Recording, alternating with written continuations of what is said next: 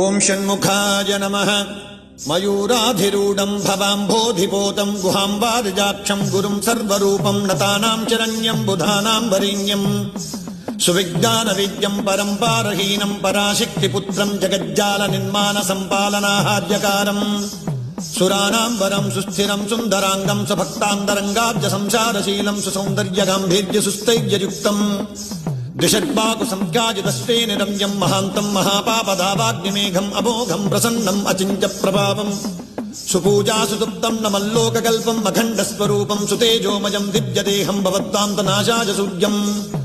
दरोन्मीलिताम्भोजनेत्तं सुदानीकसम्पूजितं लोकशस्तं सुहस्तादुतानेकशस्त्रम्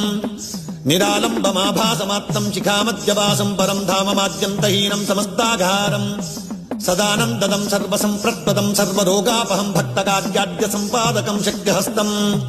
सुतारुण्यलावण्यकारुण्यरूपं सहस्रार्कसङ्काशसौवर्णहारालिशं शोभितं षण्मुखम्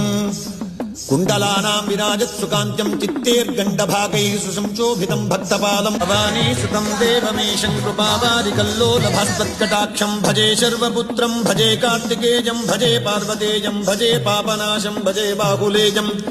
भजे साधुपालं भजे सर्परूपं भजे भक्तिलभ्यं भजे रत्नभूषं भजे तारकारिं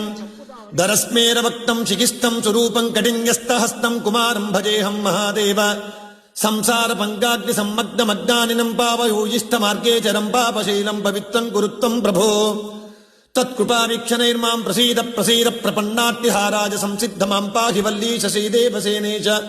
तुभ्यं नमो देवदेवेश सर्वेश सर्वात्मकं सर्वरूपं परत्वां भजेऽहं।